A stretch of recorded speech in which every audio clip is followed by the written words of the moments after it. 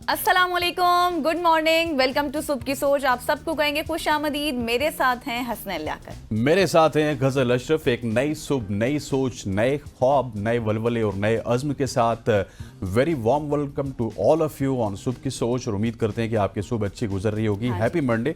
Monday वाले दिन बाज़ लोगों का काम करने का मूड नहीं होता, ज़्यादातर का काम करने का मूड नहीं होता, लेकिन आप हमें देख के थोड़ी सी इंस्पिरेशन ज़रूर ले लें कि हम अपने काम पे मौजूद हैं। आपको भी जल्दी से उठना है और काम की जानिब रवा दवा होना है। एग्जैक्टली। अब ये नहीं पूछेंगे कि हालात कैसे हैं। हालात बहुत ही कशीदा है। हालात बहुत ही कशीदा है और जंग इस वक्त जारी है फेसबुक के महाज पे, ट्विटर के महाज पे और इंस्टाग्राम के महाज पे, और दोनों तरफ से जारी है और भरपूर अंदाज में जारी है। बिल्कुल। और ऐसी जारी है कि इंडिया मुसलसल आप ये कहें कि जंग की फिजा बनाने के लिए कोशिशें कर रहा है और किसी तरह चाह रहा है कि जंग हो, लेकिन पाकिस्तान जिस तरह से उसको काउंटर कर रहा है और मजीद सलाहियत भी रखता है। एक जानिब पाकिस्तान और भारत के दरमियान हालात कशीदा है, तो दूसरी जानिब पाकिस्तानी मीम्स के लिए शानदार मौका है कि वो पाकिस्तानी अवाम को एंटरटेन करने में मसरूफ़ अमल दिखाई दे रहे हैं। और दोनों ममालिक की अगर बात की जाए तो हालात कशीदा हैं और वहीं पर पाकिस्तानी अवाम बेपरवाह होकर एंजॉय भी कर रही है। ऐसे ऐसे मीम्स मैं देख रही हूँ और हंस रही हूँ कि आप लोगों को भी दिखाना बहुत ज़्यादा ज़रूरी है। पहले चलते हैं कुछ मीम्स की जानिब और आपको बताते हैं कि एक सारे मीम नंबर 1, बल्कि ये कहें कि मीम नंबर 1, हाँ एग्जैक्टली, जो हमारे क्या कहते हैं सब मीम्स में जो पहले नंबर पे हमारी टीम ने सिलेक्ट की, हमने सिलेक्ट की, वो मीम क्या है? मीम नंबर 1 आपको बताते हैं कि एक सारिफ ने लिखा है कि ताजमहल और लाल किला बाद में जाएंगे, शुरू में बहुत ज्यादा रश होगा। ठीक है। और आप देखें कि ये इस वक्त स्क्रीन पे भी चल रहा है। ये बड़ा अजीब और गरीब सा है और ये पूरे पाकिस्तान में इस तरह की मीम्स चल रही हैं कि ताजमहल और इस जगह का विजिट बाद में करेंगे क्योंकि शुरू में बहुत रश होगा। और वैसे भी आपको पता है जब कोई चीज़ आप एज ए टूरिस्ट एक्सप्लोर करें तो स्टार्ट के दिनों में कोई भी नहीं जाता, बाद में जाके आपको वहाँ पे जाने का मौका मिलता है और साफ सुथरे अंदाज में आप इंजॉय कर सकते हैं। एक और सारिफ ने बड़ा खूब लिखा, उन्होंने कहा कि इंडिया वालों, हमला करने से पहले सोच लेना, क्योंकि हमारे शादीशुदा हजरात को अब जिंदगी से कोई लगाव नहीं। वो शहादत के लिए बहाने तलाश कर रहे हैं, रास्ते तलाश कर रहे हैं। एग्जैक्टली। मतलब आप देखें कि कितना बाकी सारी चीजें एक तरफ हैं, कितना एंजॉय होकर और कितना मतलब आप ये कहें कि सोच समझ कर मीम्स बनाई जा रही हैं। लाइट ले रहे हैं, हाँ लाइट ले रहे हैं। और इस लाइट लेने की वजह क्या है ये भी हम आपको बताएंगे। और एक सारिफ ने तो कमाल की तस्वीर जनरेट की है। कराची शरह फैसल पर एक इंडियन आर्मी का टैंक है और बाइक पर बंदा आकर कह रहा है कि भाई मोबाइल निकाल ले जल्दी से।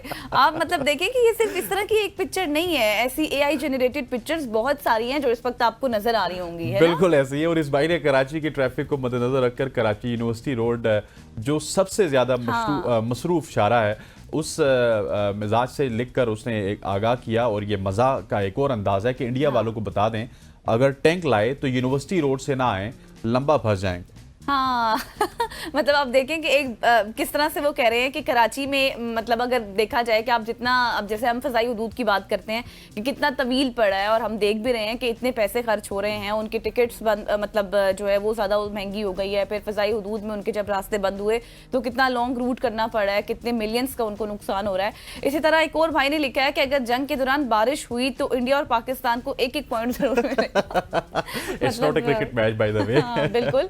और आप ये देखिए ये तस्वीर सबसे अच्छी बनी हुई है जो हम देख रहे हैं इस वक्त, जो एआई जनरेटेड पिक्चर्स हैं।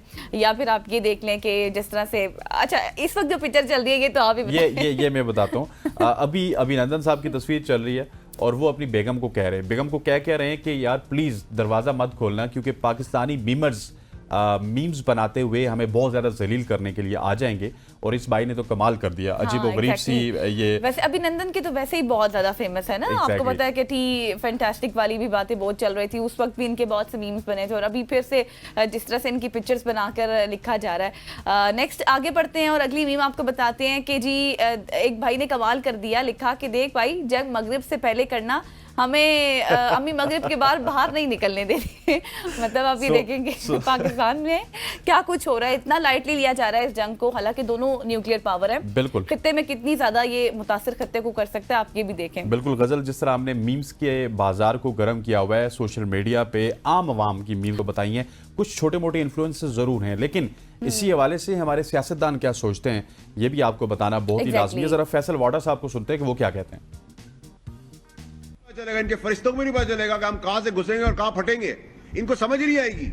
ये तो अभी ड्रामा कर रहे हैं ना, ये ड्रामा कहीं हम प्रैक्टिकल में ले गए अपनी फौज के साथ मिलकर तो 365 दिन में 750 दिन हम एक ही साल के अंदर, एक ही महीने के अंदर, एक ही दिन के अंदर 10 दिन का काम कर जाएंगे। दे स्टूपिड, दे रिटार्टेड। वो हमें समझ रहे कि हाइप क्रिएट करके, मीडिया क्रिएट करके ड्रामा कर लेंगे और सब मान लेंगे उस चीज के अंदर। और उन्होंने जो स्टूपिड काम किया है, जो बच्चों का काम किया है, वो ये किया कि हमारी वाटर के ऊपर उन्होंने एक लाइन ऑफ स्टेटमेंट दे दी है। हमने कहा है तुम लाइन ऑफ स्टेटमेंट से आगे बढ़ोगे, बुनियाद रखोगे, हम नीस्तो नाबूद कर देंगे, हम टारगेट फिट करके पहली दफा स्ट्राइक भी हम करेंगे। आपने सुना कि फैसल बावड़ा साहब कितने सीरियस अंदाज में बात कर रहे हैं, और इसके साथ मैं आपको हसन बताऊं कि लेकिन एग्रेसिव है। हाँ, एग्रेसिव भी है, मतलब सीरियस है कि कुछ भी हो सकता है। जैसे मैंने पहले कहा था कि दोनों न्यूक्लियर पावर हैं, पाकिस्तान भी और इंडिया भी, लेकिन हम इसको बहुत लाइट ले रहे हैं। फैसल बावड़ा साहब ने ये बात भी की कि जो पीएम साहब है उनको एक स्टेटमैन का किरदार अदा करना चाहिए, और इमरान खान साहब के हवाले से भी उन्होंने स्पेशली बात की थी कि बेशक उनको रिहा हो सकते हैं, रिहा करें, फोन पे बात कर सकते हैं, वीडियो कॉल पर बात कर सकते हैं, लेकिन उनके साथ बात करके आगे जरूर बढ़ा जाए। अब दोबारा से आपको मीम बताते हैं कि पाकिस्तानी अवाम किस हद तक इसको लाइट ले रही है। एक भाई ने कहा है कि भारत की तरफ से रिस्पांस है, भारत कह रहा है कि हम जंग करेंगे, हम जंग करेंगे, और इन रिटर्न अगर हम बात करें कि पाकिस्तान की जानिब से रिस्पांस है कि हम खान से बाहर नहीं करेंगे। बिल्कुल, हम अपनी कास्ट से बाहर जंग नहीं कर सकते। मतलब आप ये देखें कि किस तरह की बातें की जा रही हैं ना। बिल्कुल ऐसी है। और एक जनाब ने तो क्या खूब लिखा कि अगर जंग के दौरान एक दूसरे से बिछड़ जाएं तो ताजमहल के पास पहुंच जाना, वहां पर हम मिल जाएंगे। क्या तो बात जी, है। इसी तरह एक और सारिफ ने लिखा है कि अंबानी हाउस मेरा हुआ, तुम लोग देख लो अब अपना अपना कौन सा। बिल्कुल ऐसे है। ये इस वक्त पाकिस्तान के सोशल मीडिया पे चल रहा है, पाकिस्तान के डिफरेंट प्लेटफॉर्म्स पे, अगर ट्विटर की बात की जाए, फेसबुक की बात की जाए, यहाँ पे ये सारी चीजें चल रही हैं। लेकिन गजल, अब थोड़ा सा सीरियसनेस की तरफ बढ़ते हैं। हमने तो ये तमाम चीज़ें डिस्कस की आपके साथ कि पाकिस्तानी सोशल मीडिया पे क्या चल रहा है, पाकिस्तान की आवाम इसको एंजॉय कर रही है, लेकिन भी किया जा रहा है, हाँ, हरास भी किया जा रहा है। लेकिन गजल, पता है कि आज हम बेफिक्र क्यों हैं? कि हम अपने पड़ोसी मुल्क में, एक ऐसा मुल्क जो हमसे कई गुना बड़ा है, कई गुना उसकी फौज बड़ी है, उसकी आबादी बड़ी है, उसकी धमकियां हम सिर्फ हंसी में उड़ाते हैं, उन्हें मीम्स का हिस्सा बनाते हैं। ये सब एतमाद, ये सुकून, ये बेखौफी एक ऐसे अजीम शख्स की मेहरबानी है, जो शख्स जिसने अपनी ज़िंदगी के सबसे कीमती लम्हे इस मुल्क के लिए कुर्बान किए, वो हैं डॉक्टर अब्दुल कदीर। डॉक्टर अब्दुल कदीर खान वो शख्स हैं जिन्होंने अपनी सारी तवानाइयाँ इस बात में लगा दी कि पाकिस्तान एटमी ताकत बने और हम दुश्मन के सामने अपने सर बुलंद करके खड़े हों। इनकी मेहनत और कुर्बानियों के नतीजे में हम आज दुनिया के सामने एक ताकतवर कौम के तौर पर मौजूद हैं। और अगर आज हम किसी दुश्मन की धमकी को मजाक समझकर हंसी में बदल देते हैं तो ये डॉक्टर अब्दुल कदीर खान की बदौलत है। उनकी दी हुई ताकत ने हमें तहफ़्फ़ुज़ दिया, हमें वो आज़ादी दी जिसके हम मुस्तहिक थे। एग्जैक्टली, आप बिल्कुल ठीक कह रहे हैं। और डॉक्टर अब्दुल कदीर खान ने जो एटमी ताकत हमें दी है, वो सिर्फ एक हथियार नहीं थी, बल्कि वो हमारे लिए एक पैगाम भी था कि हम अपनी ज़मीन, अपनी कौम के दिफा में हमेशा तैयार रहेंगे। और उनकी जितनी भी स्ट्रगल थी, जितनी भी उनकी कोशिशें थी, कुर्बानियाँ थी, आज हमें वो आज़ादी और सुकून फराहम करती हैं, जिसकी बदौलत हम सर उठाकर भी चल रहे हैं। दुश्मन के धमकियों को हम हवा में उड़ा रहे हैं। जब दुश्मन की धमकियाँ आती हैं तो हम पर कोई असर भी नहीं होता। तो ये उनकी मेहनत की बदौलत है ना।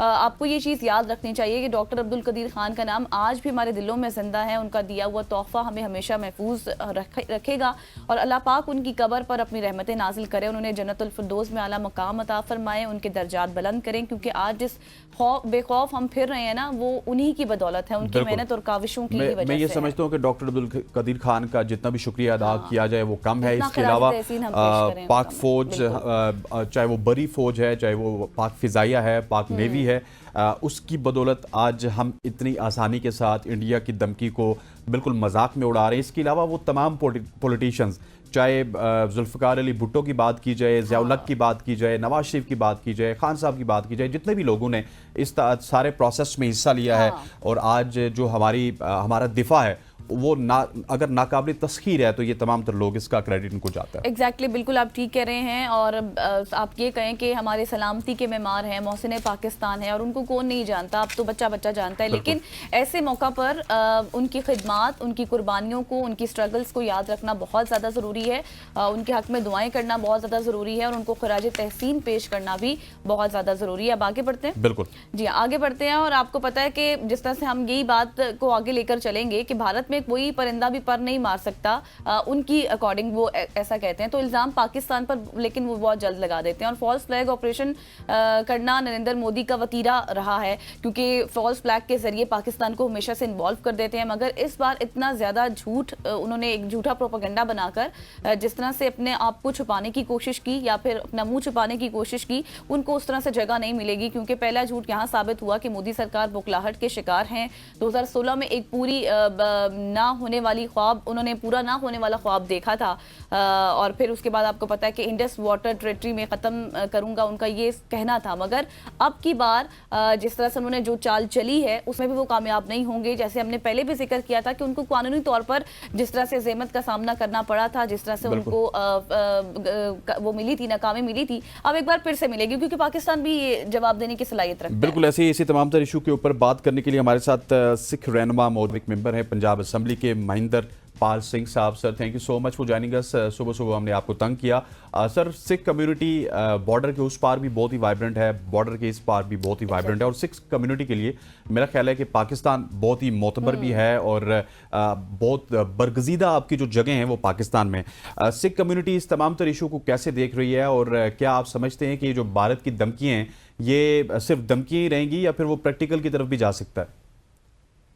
बहुत बहुत शुक्रिया हसनैन, आपने मुझे आज प्रोग्राम में लिया। और मैं इस वक्त टोरंटो में हूँ, और मेरे लिए सुबह नहीं है, मेरे पास रात के 12:15 बज रहे हैं। हमारी सुबह है। आपके पास सुबह है। तो बात ये है कि हिंदुस्तान का ये जो ड्रामा है ये बेनकाब हो चुका है पूरी दुनिया के सामने।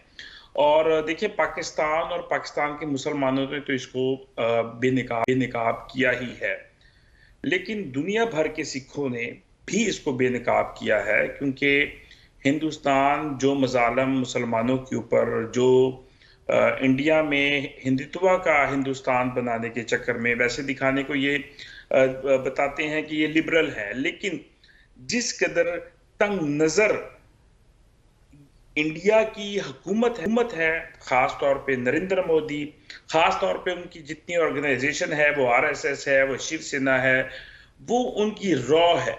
जिस कदर ये तंग नजर है और जिस कदर ये दहशतगर्दाना सोच, जालमाना सोच रखने वाली ये लोग हैं, ये दुनिया में ऐसी कोई भी कौम पाई नहीं जाती। जिस कदर से इन्होंने पहले, आपको पता होगा, पुलवामा का ड्रामा रचाया। वो पुलवामा का ड्रामा क्या था कि नरेंद्र मोदी उस वक्त जो है वो इलेक्शन जीतना चाहता था, तो उस पे वो ड्रामा रचाया। लेकिन जिस तरह से उन्होंने फिर कोशिश की एक स्ट्राइक करने की, तो फिर उनको चाय पिला के भेजी गई।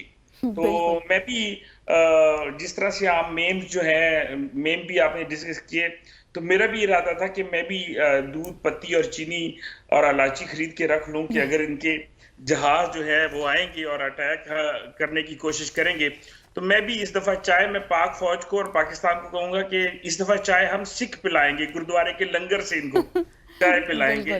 तो क्योंकि यहाँ पे टोरंटो में भी आज नगर कीर्तन था, तो वहां पे वो मैंने अगर आपके पास वो वीडियोस हैं, टोरंटो में और न्यूयॉर्क में आज सिखों ने वैसाखी के नगर कीर्तन निकाला है, तो उसके अंदर भी खालिस्तान के झंडे लहराए, खालिस्तान के नारे लगाए और हिंदुस्तान मुर्दाबाद के भी नारे लगे।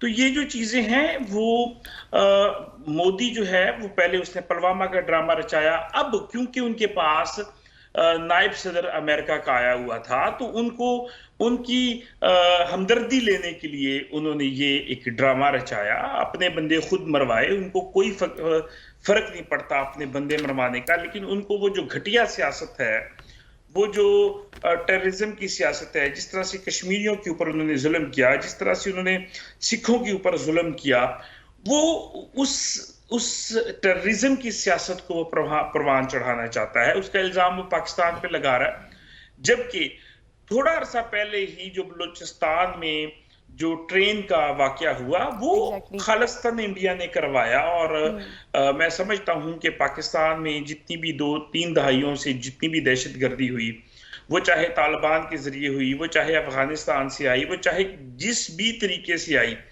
एक एक के पीछे हिंदुस्तान था। और वो मैं नहीं कह रहा, हिंदुस्तान के अपने वो खुद क्लेम कर रहे होते हैं कि हमने ये कर दिया। उनके खुद आर्मी चीफ या उनकी जो एजेंसियां हैं वो किसी न किसी जगह पे वो उगल ही लेते हैं कि उन्होंने ये घटिया हरकत जो है वो हमेशा की अच्छा है। महेंद्र साहब, सॉरी टू कट यू, आप बिल्कुल दुरुस्त फरमा रहे हैं कि भारत को हमेशा से मुंह की खाना पड़ी है, लेकिन अब इस वक्त खबरें ये गर्दिश कर रही हैं कि मोदी सरकार ज़्यादा से ज़्यादा सिख कम्युनिटी को फ्रंट लाइन पर भेजने की कोशिश कर रही है या फिर भेज भी रही है। तो इसके पीछे क्या मकासद हो सकते हैं? आप समझते हैं कि बिल्कुल की डायरेक्ट उनको सिख कम्युनिटी की मौत की घाट उतारने का अमल है? देखिए, इस वक्त जो जाहिर बात है, मैं कनाडा में बैठा हूं तो यहाँ पे भी सिख कम्युनिटी की आज भी इसके ऊपर एक मीटिंग हो चुकी है। तो उनका ख्याल ये है कि जब भी इस तरह का कोई मामला आएगा तो हिंदुस्तान जो है वो सबसे पहले खुद अपने पंजाब को टारगेट करेगा, क्योंकि उसको पता है कि जिस वक्त ये मामला हुआ तो ये पंजाब का खालिस्तान का मामला भी खुलना है। तो वो सिखों को लड़वाने, पाकिस्तान से लड़वाने के लिए खुद ही पंजाब में इस तरह की हरकतें करेगा, ताकि क्योंकि उसको पता है मेरे हाथ से पंजाब निकल जाना है और सिखों ने जो है वो साथ नहीं देना, तो वो सिखों को कत्लेआम भी करवाएगा वहां पे और उसका इल्जाम भी पाकिस्तान पे लगाएगा और वो ये सारा नुकसान जो है वो पाकिस्तान के सर पे ये डालने की कोशिश करेगा। और उसका जारी बात है, सिख कौम जो है वो मोदी के साथ नहीं खड़ी, किसी भी सूरत पे नहीं खड़ी। वो हो सकता है कि सिख रेजिमेंट को उस पे भेजने की कोशिश करे, लेकिन इसके लिए हमारे सिखों ने, दुनिया भर के सिखों ने ये अनाउंस किया है और सिख रेजिमेंट को ये रिक्वेस्ट की है कि वो बिल्कुल भी इस लड़ाई में ना पड़े, वो पाकिस्तान के साथ लड़ाई में ना पड़े, क्योंकि पाकिस्तान, जैसे मैंने आज भी एक उस पे देखा कि इंडिया से एक वीडियो पैगाम आया और उसमें एक वो सिंपल से एक पहले एक नगमा जो है वो जब करतारपुर कॉरिडोर खुल रहा था, एक नगमा आया था कि सियासत दे दाने बोलो वो मुर्दाबाद नहीं कह सकते ऐसी पुल के भी पाकिस्तान नु। तो सिखों का तो पाकिस्तान के बारे में ये ख्याल है। मैं इसी तरफ आ रहा था पाजी के जिस तरह पाकिस्तान के मुसलमानों की अगर बात करें, हमारा किबला व काबा सारा ही सऊदीया में है, तो इसी तरह से सिख कम्युनिटी का किबला व काबा आप ये कह सकते हैं कि पाकिस्तान है। लेकिन एक बहुत इंटरेस्टिंग फैक्ट ये है कि भारत की जो सेना है उसके फ्रंट लाइनर हमेशा से सिख कम्युनिटी होती है और सिख वहां पे भारतीय सेना में भी मौजूद हैं और बहुत फ्रंट लाइन पे आके लड़ते हैं। भारत को कहीं ना कहीं ये तशवीश भी होगी कि सिख कम्युनिटी से किस तरह से पाकिस्तान में हमला करवाएंगे। देखिए, यही चीज है कि इसके ऊपर हमारी जो सिख कम्युनिटी की जो अमेरिका में और कनाडा में जो हमारी ऑर्गेनाइजेशन है वो इसी के ऊपर काम कर रही हैं कि सिख जो रेजिमेंट है वो इस दफा या अब जब भी पाकिस्तान के साथ कभी भी कोई इस तरह की हरकत हिंदुस्तान करने की कोशिश करे तो सिख रेजिमेंट उसमें हिस्सा ना ले।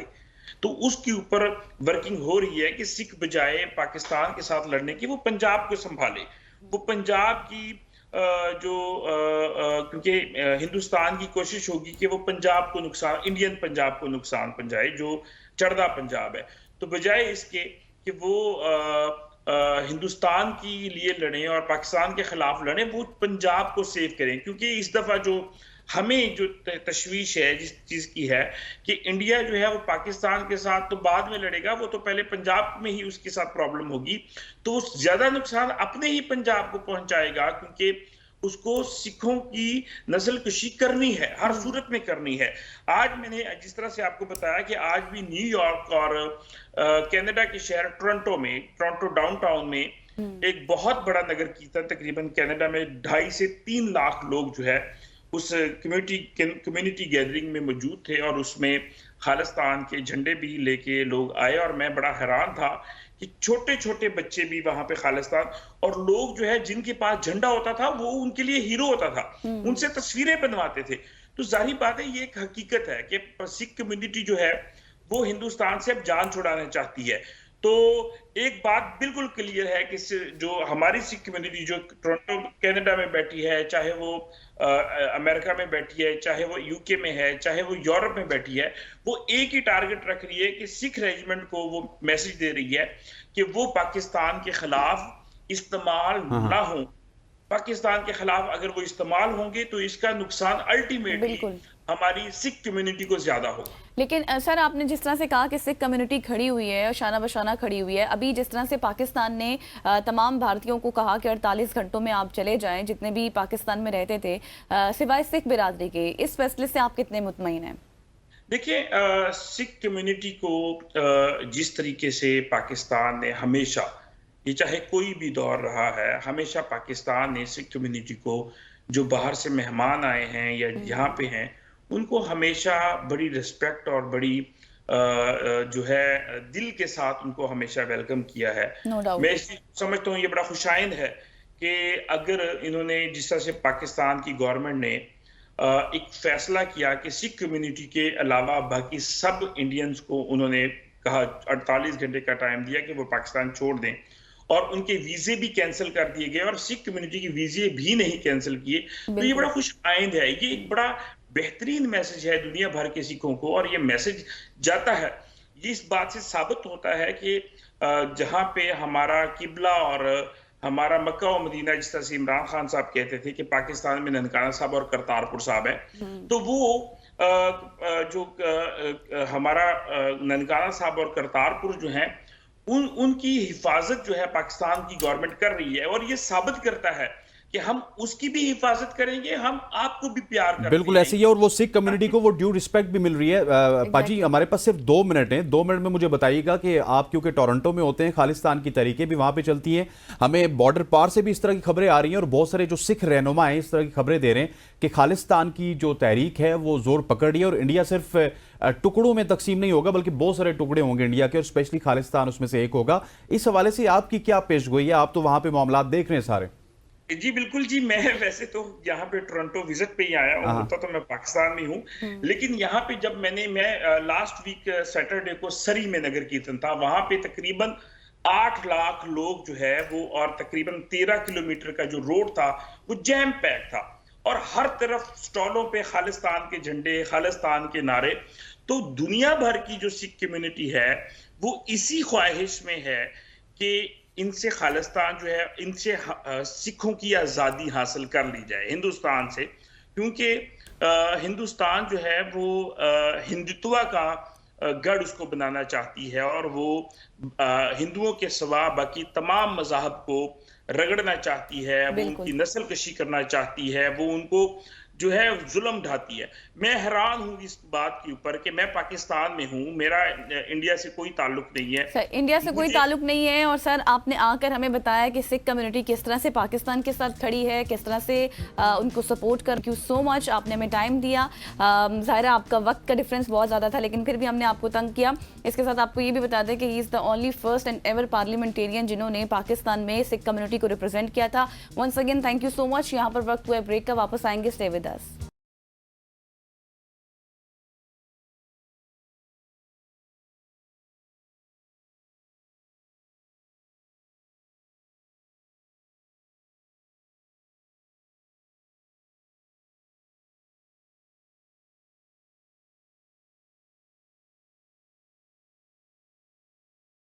Welcome back after the break. और अब हम उसी मसले को जो हमने स्टार्ट में शुरू किया था, इंडिया वर्सेस पाकिस्तान, उसको थोड़ा सा ड्रैग करेंगे, क्योंकि आपको पता है कि सऊदी वज़ीर ख़ारजा की जानिब से भी दोनों ममालिक के वज़ीर ख़ारजा को कॉल भी की गई। फिर उसके बाद जो डोनाल्ड ट्रंप है उन्होंने भी मामले में मुदाखलत करने से गुरेज किया और कहा है कि दोनों ममालिक अपने मामले को खुद सुलझा लें। कहा जा रहा है कि एक भी मेरा दोस्त है और दूसरा भी मेरा दोस्त है। अब इस मसले में पाकिस्तान का केस क्या होगा, वर्ल्ड बैंक का क्या किरदार हो सकता है, आलमी अदालत में पाकिस्तान का केस किस हद तक मजबूत है, और हिंदुस्तान के लिए क्या मुश्किलात होंगी, ये तमाम तर पहलू हैं जिन पर आज हम गुफ्तगू करेंगे। बिल्कुल ऐसी है। इस पर गुफ्तगू करने के लिए एक बहुत ही इंपॉर्टेंट शख्सियत मौजूद चाहता हूँ कि उनसे पहले एक शॉट है। मौलाना फजलुर रहमान साहब ने हमारे ही प्रोग्राम सवाल से आगे में अलीना शिगरी से बात करते हुए क्या कुछ कहा है, वो सुनते हैं और फिर अपने गेस्ट की तरफ चलते हैं।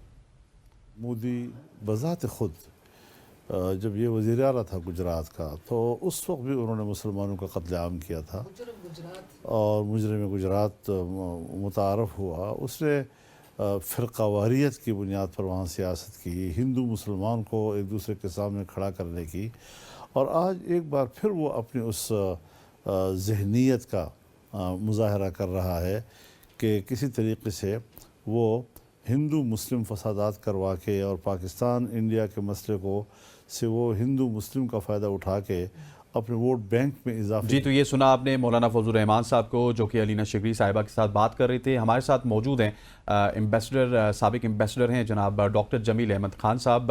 Sir thank you so much for joining us. Indo पाक रिलेशनशिप के ऊपर तो हम अक्सर बात करते रहते हैं आपसे भी, और जब भी इस रिलेशन के हवाले से बात होती है तो यहाँ पे हमें इस तरह की फ़िज़ा कभी भी नहीं मिली, क्योंकि रिसेंट पास में जंग की फ़िज़ा हो जहाँ पे इंडिया बहुत एग्रेशन दिखा रहा हो, पाकिस्तान भी आगे से एग्रेशन दिखा रहा है।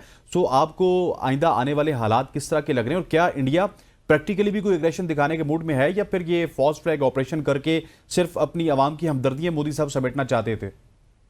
दुनिया में देखें, ये तारीख है कि जो दो जौहरी ममालिक हैं वो कभी भी फुल फ्लेज वॉर करने के मुतहम्मिल नहीं हो सकते हैं, क्योंकि जंग शुरू तो की जा सकती है, जंग को रोकना वो बहुत मुश्किल काम है, और उसके डायमेंशंस और उसके रुख और उसके खदोखाल को कंट्रोल करना मुल्कों के लिए मुश्किल हो जाता है। लिहाजा आपने देखा होगा कि कोल्ड वार के दौरान भी वो एक दूसरे के आमने सामने तो आते रहे, लेकिन कभी भी उन्होंने जंग शुरू नहीं की। इसका मतलब क्या हुआ, इंडिया थोड़ा मुख्तलिफ मुल्क है, इस वक्त मोदी की गवर्नमेंट है, इस वक्त बीजेपी है वहाँ, और बीजेपी अपनी पूरी की पूरी ताकत उस शिद्दत पसंदी से हासिल करती है जो कि आरएसएस, जिसकी की बुनियाद 2021 या 2023 में रखी गई थी। तो उस वक्त से ये मामला चल रहा है, और ये बतदरीज जैसे जैसे बीजेपी आती है, आरएसएस और शिद्दत पसंदों की मदद से जिस तरह की पोलराइज कर लिया गया है इंडिया को, जो कि बहुत फलता फूलता मुल्क था, सेकुलर मुल्क था, उसको जो जिस तरीके से तबाही बर्बादी की है बीजेपी ने, तो उस अंदाज में अगर देखा जाए तो कोई बईद नहीं है कि वो मिस एडवेंचर करने की कोशिश करें। और मिस एडवेंचर जब करें, जिसका मतलब ये है कि कोई ना कोई बहाना तलाश करके, जैसे कि अभी कोशिश की पुलवामा, ये जो अभी हुआ इंडियन एको पार्ट कश्मीर में पहलगाम में, तो उस तरीके उस किस्म का इल्जामात लगा के, तो कोई बहाना तलाश करके अगर पुलवामा जैसे मिस एडवेंचर की कोशिश की, तो उस सिलसिले में हमारे नेशनल सिक्योरिटी कमेटी ने बहुत वाज़ेह तरीके से बिल्कुल नुक्तों को वाज़ेह करके बता दिया कि हम अपने पूरी अख्तियार रखते हैं इंटरनेशनल कानून के मुताबिक कि हम उसका जवाब उसी तरीके बल्कि उससे और मजबूती से देंगे, क्योंकि कौम हमारी पूरी तैयार बैठी हुई है।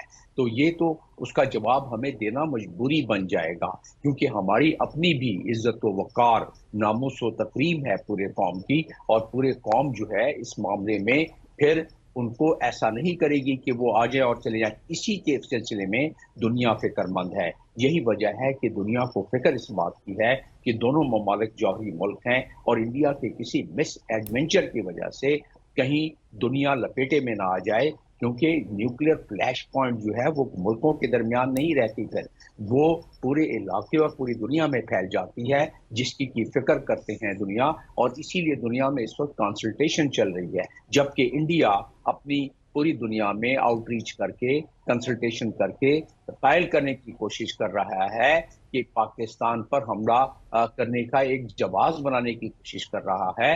तो उस सूरत में फिर ये मामला रुकने वाला नहीं, क्योंकि पाकिस्तान अच्छा डॉक्टर साहब, जिस तरह से आपने कहा कि ये मामला रुकने वाला नहीं है और खित्ते को भी मुतासिर कर सकता है यकीनी तौर पर, अब जिस तरह से भारत ने इल्जाम लगाया, भारत ने फिर स्टेप्स भी लिए, इन रिटर्न पाकिस्तान ने भी स्टेप्स लिए और स्ट्रॉन्ग स्टेप्स लिए, लेकिन एज अ रिस्पॉन्सिबल नेशन अब पाकिस्तान ने ये कहा कि आप बिल्कुल साफ और शफाफ तहकीकात कराएं, पाकिस्तान भी ताउन करेगा। सर आप क्या समझते हैं कि इस चीज़ की ज़रूरत क्यों महसूस की गई?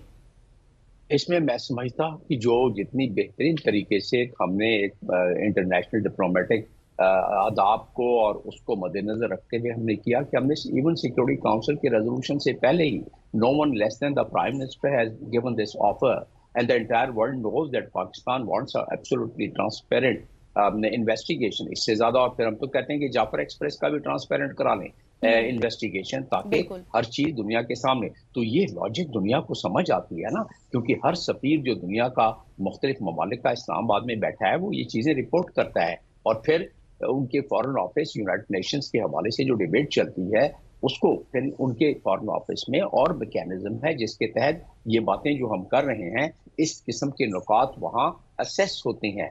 तो लिहाजा ये दुरुस्त है कि जो हमने कहा जब कि ये साफ शफाफ आप करा लें, उसका एक इम्पैक्ट पड़ा, और हमारी नीयत क्योंकि साफ है तो इसलिए। और अगर इंडिया ने कोई मिस एडवेंचर किया तो फिर ये जो हम गुफ्तगू कर रहे हैं ये बिल्कुल इंटरनेशनल कानून के फ्रेमवर्क में रहते हुए हमने सारे एक्शन भी लिए, और ये जो हम बातें कर रहे हैं ये फिर उस वक्त कोर्ट की जा सकती हैं अगर इंडिया ने कोई हिम्मत की और इंडिया ने अगर कोई जरूरत की कि वो मिस एडवेंचर करे, और फिर उसका जब हम जवाब देंगे तो वो जवाब जायज होगा, अक़वाम मुत्तहिदा के चार्टर के मुताबिक होगा, इंटरनेशनल लीगल फ्रेमवर्क के एन मुताबिक होगा।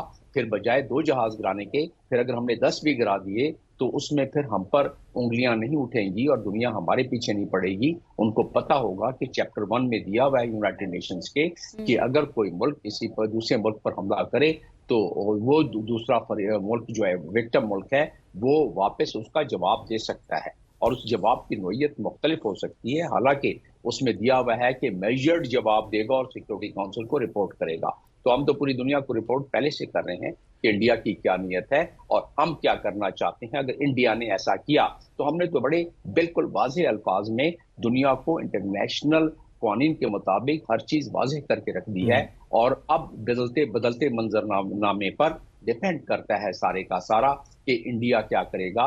लगता यही है कि इंडिया क्योंकि फसलों को कटवा रहा है वहां बॉर्डर के नजदीक, और साथ साथ वहां बंकर जो बने हुए हैं और बना रहा है मजीद, उसमें सिविल आबादी को कह रहा है कि आप चले जाएं, तो जिससे महसूस हो रहा है कि कोई एडवेंचर करना चाह रहा है। ठीक हो गया, जिससे महसूस हो रहा है कि वो एडवेंचर करना चाह रहा है। डॉक्टर जमील अहमद खान साहब, थैंक यू सो मच हो जाने का, और विल प्लेजर के आते हैं और आपसे गपशप होती है। खवातीन हज़रात, यहाँ पे वक्त हो चाहते हैं एक शॉर्ट सी कमर्शियल ब्रेक का, ब्रेक लेते हैं, वापस आते हैं। स्टे विद अस।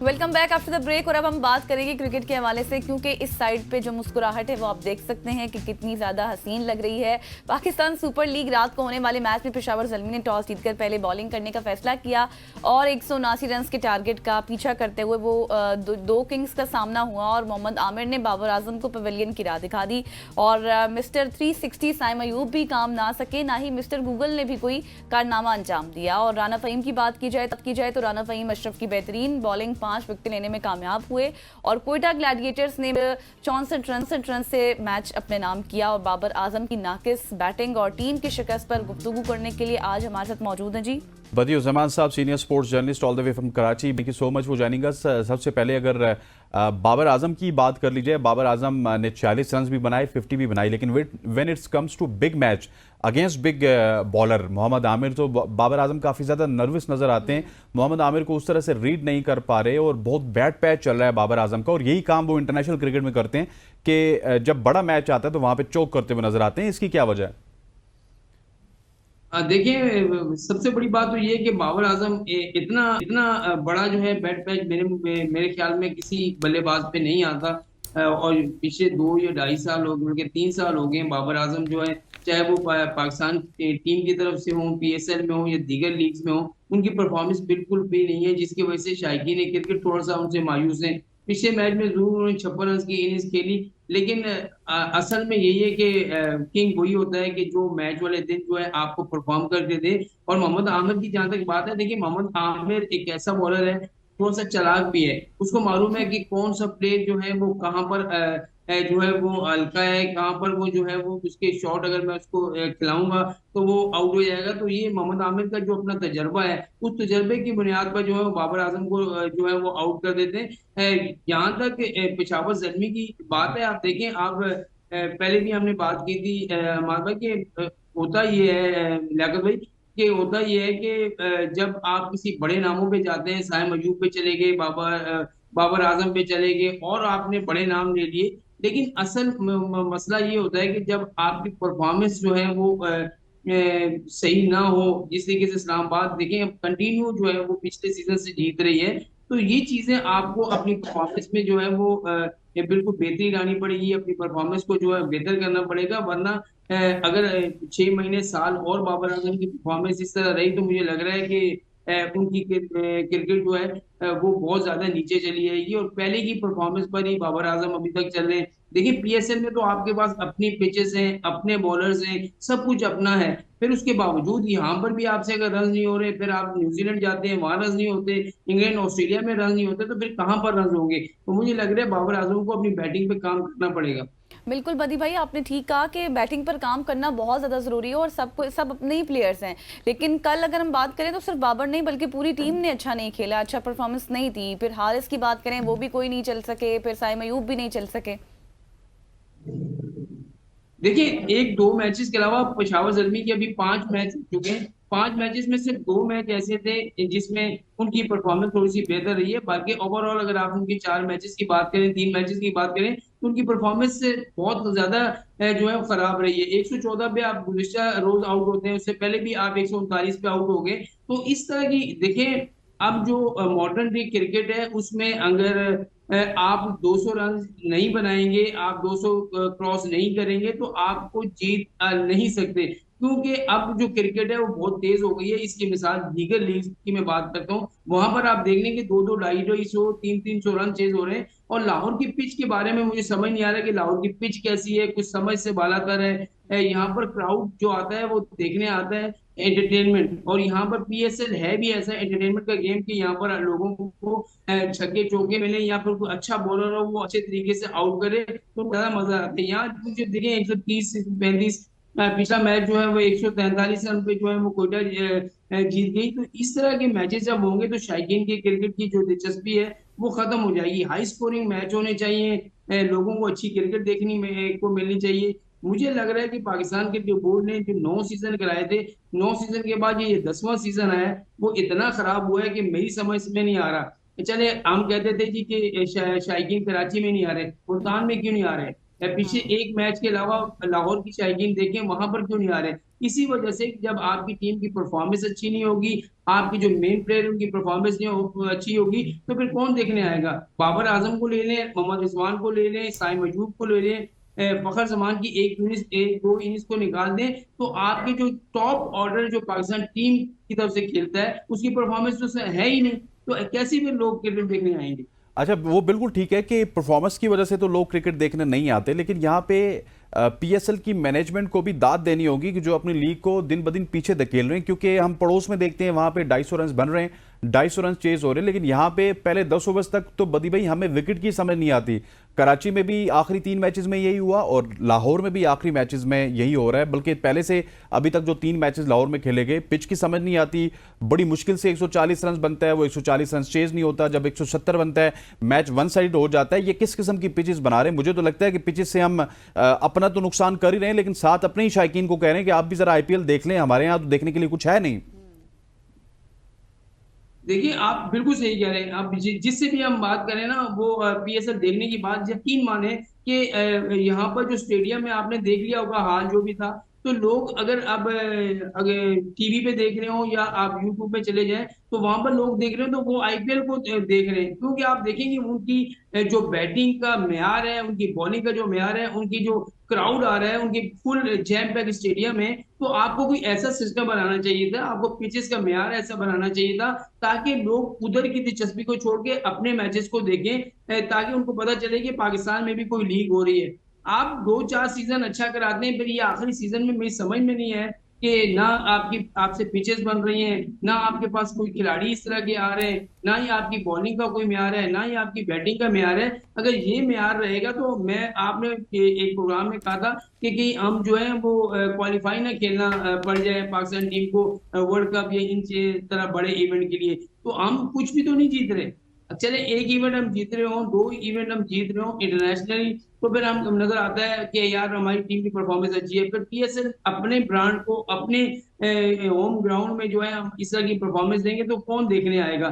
तो इसी वजह से लोग जो है ज्यादातर बाहर की लीगों को जो है वो ज्यादा शौक से देखते हैं, क्योंकि वहां पर जो रन है वो बन रहे हैं, जिसकी वजह से जो है वो थोड़ी सी ये चीजें चल रही हैं। अच्छा बाकी वदी तो भाई, मैं आपको बताऊं पिछले सवाल के जवाब में आप कह रहे थे ना कि जो तवक्कुआत थी PSL 10 के हवाले से वो उस तरह से नहीं हुआ, लेकिन अब अगला जब एडिशन आएगा आप क्या समझते हैं कि गालिबन कोई कॉन्ट्रैक्ट्स भी खत्म हो जाएंगे, किस तरह के स्टेप्स लेने चाहिए कि हम दुनिया को दिखा सकें कि परफॉर्मेंसेस भी अच्छी हैं और इंतजामात भी अच्छे हैं?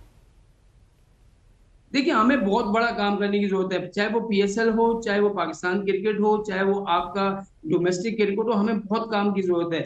जब तक आप अपने क्रिकेट पे काम नहीं करेंगे, आपकी क्रिकेट का मेयार बेहतर नहीं होगा। आप देखिए, डोमेस्टिक क्रिकेट के 2 से 3 मैचेस की परफॉर्मेंस वाले को आप टीम में ले आते हैं, उनको टेस्ट कैप हो या वनडे कैप हो या T20 कैप हो, वो बांट देते हैं। ये चीजें आपको खत्म करनी पड़ेगी। एक प्लेयर जो है उसको पूरा मेच्योर होने दें और देखें कि पाकिस्तान टीम के काबिल है तो उसको खिलाएं। फिर PSL में जो है आप ऐसे ऐसे प्लेयर्स को ले लेते हैं जिनकी परफॉर्मेंस नहीं है। आप शोएब मलिक को आपने टीम में ले लिया, आप अगर आप मुस्तकबिल के बारे में सोचते हैं तो माजी के प्लेयर को आप जो है वो क्यों खिला रहे हैं? इस तरह की अगर आप क्रिकेट खेलेंगे तो आपके पास कोई नहीं आएगा।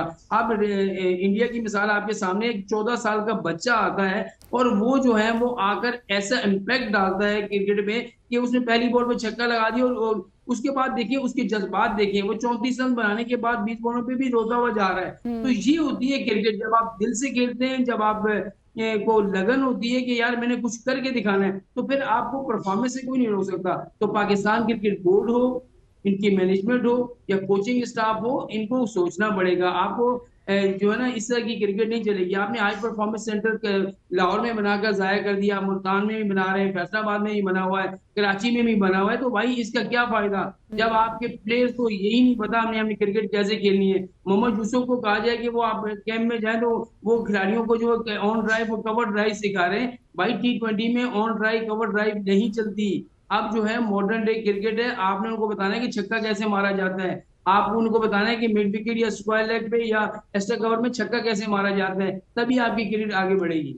बिल्कुल ऐसी है। सीनियर स्पोर्ट्स जर्नलिस्ट बदियुज़्ज़मान साहब हमारे साथ मौजूद थे all the way from Karachi. Sir thank you so much for joining us. ख़वातीन हज़रात, ये PSL की बात थी। PSL इस वक्त जारी है और इसका मेला अभी लाहौर में जारी है। यहाँ पे वक्त वो चाहते हैं एक शॉर्ट सी कमर्शियल ब्रेक का ब्रेक लेते हैं, वापस आते हैं। स्टे विद अस।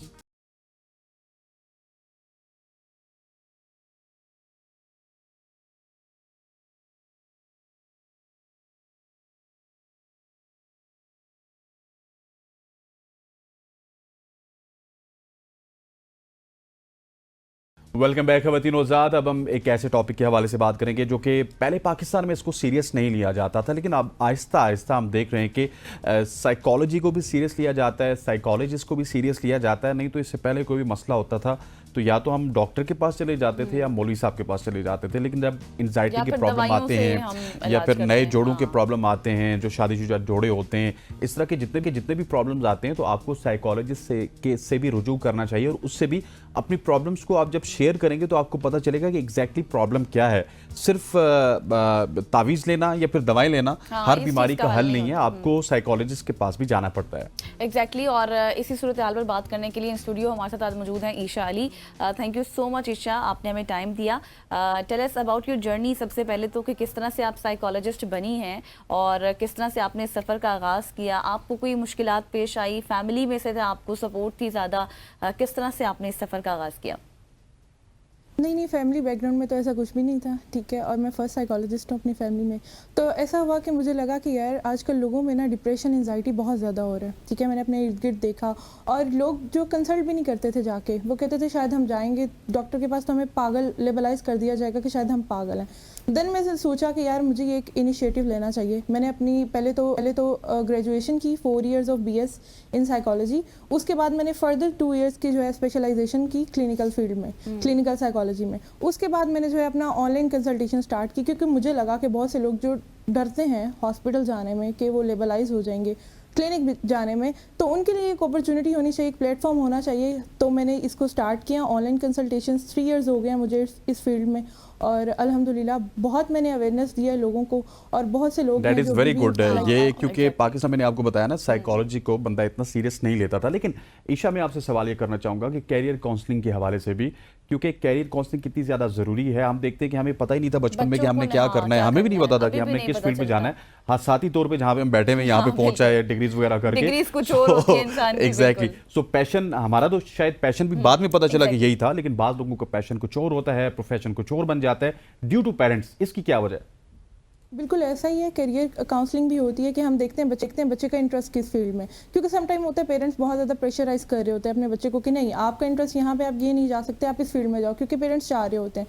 तो ये भी आता है कि अगर आप बच्चे को इतना ज़्यादा प्रेशराइज कर देंगे तो वो अपने उस जिस फील्ड को वो पसंद ही नहीं करता उसमें कैसे आगे बढ़ सकता है। तो इस हवाले से भी हम जो है पेरेंट्स की भी काउंसलिंग करते हैं और बच्चे की भी, कि उनके इंटरेस्ट के अकॉर्डिंग जो है वो देख के उनको किस तरह गाइड किया जा सके। उसके अलावा रिलेशनशिप इशूज़ के लिए भी है काउंसलिंग। साइकोलॉजिस्ट को बेसिकली लोग समझते हैं कि शायद सिर्फ पागल ही इलाज करवा सकते हैं, ऐसा नहीं है। बहुत सी लाइफ में इस तरह के आपके प्रॉब्लम्स हो जाते हैं जिसमें आपको गाइडेंस की ज़रूरत होती है।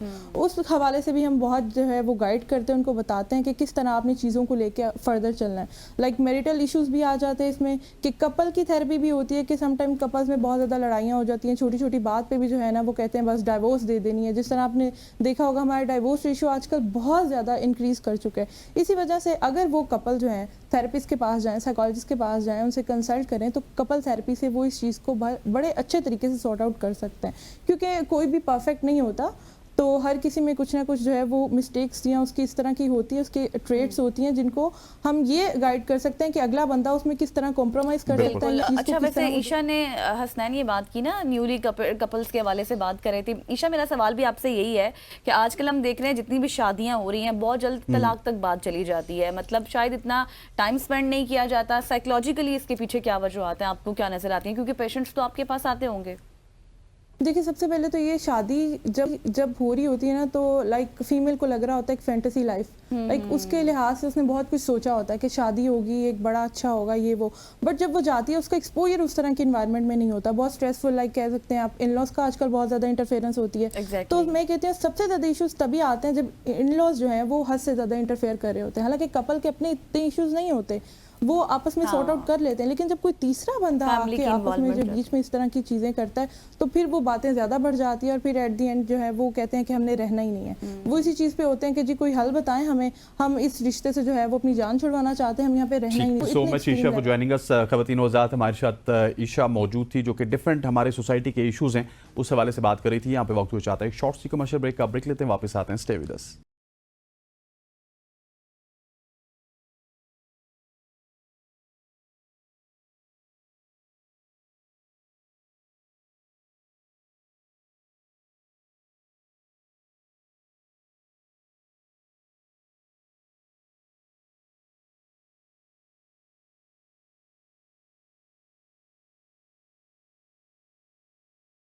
Welcome back after the break. और अब हम बात करेंगे आप सबके फेवरेट सेगमेंट के हवाले से। जी, हम बात करेंगे आज एस्ट्रोलॉजी के हवाले से, जिसमें आपकी करियर, आपकी लाइफ, आपकी शादी, आपकी जॉब या फिर जो दीगर मसाइल हैं उन रिलेटेड आप पूछ सकते हैं कॉल करके हमारे शो में। और इसके साथ साथ इंडिया पाकिस्तान की जो इस वक्त जंग चल रही है, पता नहीं होगी या नहीं होगी, क्या होगा पाकिस्तान का, सितारों का हाल जानेंगे। हाँ, सितारों का हाल जानेंगे और आपके सितारों का भी हाल जानेंगे। और हमारे साथ मौजूद होंगे, हमारे साथ दाऊद जी मौजूद होंगे। लेकिन इससे पहले कि हम दाऊद जी की जानिब जाएं, मैं नंबर अनाउंस करना चाहता हूं। आप उनसे कॉल पे बात भी कर सकते हैं, अपने मसले मसाइल डिस्कस कर सकते हैं। 0518901008 ये हमारा एक नंबर है। दूसरा नंबर है 0512624946 से। इन दोनों नंबर्स पे आप कॉल कर सकते हैं। इसके अलावा भी हम चाहेंगे कि दाऊद जी का नंबर भी स्क्रीन पे आए तो आप उनसे डायरेक्टली रब्ता भी कर सकते हैं। Daud ji, thank you so much for joining us. सबसे पहले तो हम इंडिया पाकिस्तान या लोगों के हालात जानने से पहले सितारों के हालात जानना चाहते हैं और क्विकली ज़रा सितारों की जानिब जाते हैं, उसके बाद हम कॉल्स लेंगे। बहुत शुक्रिया आपका। देखते हैं जी, आप लोगों के क्या स्टार्स कहते हैं। एरीज वालों की इस वीक की story of the week, Aries वालों के मामलात में कुछ रुकावट चल रही है, प्रॉब्लम आ सकती है, लेकिन एंड ऑफ द वीक में अपॉर्चुनिटी, कामयाबी मिलेगी और बेहतर हालात हो जाएंगे। अगर हम बात करें आप लोगों के जॉब और बिजनेस की तो पैसे आएंगे, हालात में बेहतरी। और मोहब्बत की बात करें तो मोहब्बत में बेहतरी हो जाएगी एरीज वाले। बुरसौर वालों की इस वीक की एनर्जी की बात करें तो बुरसौर वाले इस वीक में बिगिनिंग में थोड़ी सी नेगेटिविटी है, लेकिन आपकी फैमिली और रिलेशन में बड़ी जबरदस्त हेल्प है। और सन एनर्जी आपके बेहतर मुस्तकबिल की जमानत और इस वीक में अच्छी अपॉर्चुनिटी लेकर आ रहा है। जॉब और बिजनेस में क्लैरिटी मिल जाएगी और मोहब्बत में कोई बड़ी खबर मिल सकती है। ठीक हो बुर्ज चौसा की बात करें तो बुर्ज चौसा इस वीक की स्टोरी ऑफ द वीक, राब्ते कम्युनिकेशन बहुत जबरदस्त है और थोड़ी सी नेगेटिविटी हो सकती है, लेकिन अगर आप कुछ बढ़िया करना चाहते हैं तो एंड ऑफ द वीक में कर लेंगे। अगर मैं बात करूं जॉब और बिजनेस की, तो जॉब और बिजनेस में कोई दोस्त वगैरह आपकी हेल्प कर रहा है, कोई बड़ा काम हो सकता है। और मोहब्बत की बात करूं तो मोहब्बत में बैलेंस कर रहे हैं, थोड़ा सा डबल माइंडेड नजर आते हैं। कैंसर वालों की इस वीक की स्टोरी ऑफ द वीक की बात करूं तो कैंसर वाले इस वीक में बड़ी जबरदस्त अपॉर्चुनिटी लेकर आ रहे हैं। किंग ऑफ पेंटिकल्स मौजूद है, आपको ज्यादा ज्यादा काम कर लेना चाहिए, इस वीक में इन्वेस्टमेंट कर सकते हैं और बड़े फैसले भी करते हुए नजर आते हैं। जॉब और बिजनेस में बातें अपने तक रखेंगे तो फायदा, और मोहब्बत में थोड़ा सा एहतियात कीजिएगा, कोई गलत बात ना कहिएगा जिससे आपका सोलमेंट आपके खिलाफ हो जाए। जी लियो वालों की इस वीक की स्टोरी ऑफ द वीक की बात करें तो लियो वालों के ऊपर इस वीक में जिम्मेदारियों का बोझ और कुछ नया शुरू कर सकते हैं, कोई आउट ऑफ सिटी का प्लान या कंट्री का प्लान भी हो सकता है। अगर मैं आप लोगों के लियो वालों के जॉब और बिजनेस की बात करूं तो प्रेशर ना लें, और मोहब्बत की बात करूं तो मोहब्बत में बैलेंस रहेगा।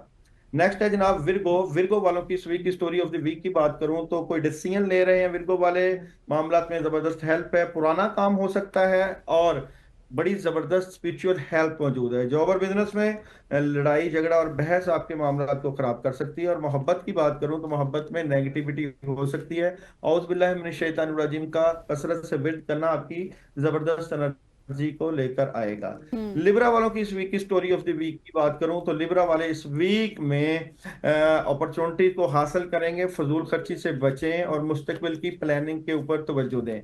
जॉब और बिजनेस बिल्कुल हासदीन और वो लोग जो आपको नुकसान पहुंचा रहे हैं उनकी खबर मिल जाएगी। और मोहब्बत की बात करूं तो मोहब्बत में आपको बेहतर मामलात रहेंगे, मोहब्बत में इजाफा, और बिस्मिल्लाहिर्रहमानिर्रहीम का जरूर विर्द रखें, इस वीक में बड़ी जबरदस्त हेल्प रहेगी। स्कॉर्पियो वालों की इस वीक की स्टोरी ऑफ द वीक की बात करें तो क्लैरिटी मिल जाएगी, थोड़ा सा जज्बाती नजर आते हैं लेकिन आपके सॉलिड फैसले आपको बेहतर तरक्की की तरफ ले जाएंगे, कामयाबी रहेगी इस वीक में, पैसे भी आएंगे। जॉब और बिजनेस में अपॉर्चुनिटी है और मोहब्बत में आपको काफी हेल्प रहेगी, स्टार्स की अच्छी एनर्जी नजर आती है। स्कॉर्पियो वालों की इस वीक की स्टोरी ऑफ द वीक की बात करूं तो स्कॉर्पियो वाले इस वीक में कुछ बढ़िया कर रहे हैं, कामों में बड़ी हेल्प है, जो लोग खासकर मीडिया से हैं और जो लोग अदालती मामला से हैं उनको हेल्प हो जाएगी, स्पिरिचुअल बड़ी जबरदस्त मदद है। जॉब और कैरियर, उदासी और नेगेटिविटी, कैरियर से मुतल्लिक नेगेटिविटी आ सकती है, और मोहब्बत में ओवर थिंकिंग नहीं करनी जिससे आपको प्रॉब्लम क्रिएट हो सकती है। ठीक। नेक्स्ट आप सेजिटेरियस वालों की इस वीक की स्टोरी ऑफ द वीक, कोई बड़ा डिटर्मिनेशन, बड़ा जज्बा नजर आता है, फैमिली से का बड़ी जबरदस्त हेल्प है, बेहतरीन फैसले, बेहतरीन कामयाबी, जॉब और बिजनेस अपॉर्चुनिटी है, कामयाबी है, और मोहब्बत में भी बेहतरी है। आयत करीमा का वेट कम से कम 100 टाइम रोजाना आपको जबरदस्त हेल्प लेकर आपके लिए आएगा। नेक्स्ट है जनाब कैप्रिकॉन। कैप्रिकॉन वालों की स्टोरी ऑफ द वीक की बात करूं तो कैप्रिकॉन वाले इस वीक में कुछ बड़ा ना करें और जो चल रहा है उसी को चलाएं। मैं समझता हूं कि आपकी नेगेटिविटी आपके मामलात में रुकावट बन सकती है। जॉब और कैरियर में प्रॉब्लम, और मोहब्बत की बात करूं तो मोहब्बत में कुछ नया आगाज होने वाला है। एक्वेरियस वालों की इस वीक की स्टोरी ऑफ द वीक की बात करूं, एक्वेरियस वाले अपने मामला से मुतल्लिक फाइट कर रहे हैं, किसी से बहस ना करें, पुरसकून तरीके से मामला को लेकर चले जाएं, और अगर कुछ पता भी चल जाए तो खामोश रहें। और जॉब और बिजनेस में एहतियात है, और मोहब्बत की बात करूं तो मोहब्बत कामयाबी है। ठीक हो गया। अच्छा दाऊद जी, लास्ट है जनाब, जी जल्दी से लास्ट बताइएगा। इस वीक की स्टोरी ऑफ द वीक बहुत जबरदस्त हेल्प है, कामयाबी है, अपॉर्चुनिटी है, जॉब और बिजनेस में बेहतरी है, और मोहब्बत में ऑप्शंस हैं। ठीक हो गया दाऊद जी, आप हमारे साथ रहिएगा। हम दाऊद जी के साथ कॉल्स का सिलसिला भी लें, यहाँ पे वक्त हो जाता है, एक शॉर्ट से कमर्शियल ब्रेक लेंगे, वापस आएंगे, फिर आप अपनी कॉल्स भी कर सकते हो, दाऊद जी से तमाम तर मसले मसाइल पूछ सकते हैं। Stay with us.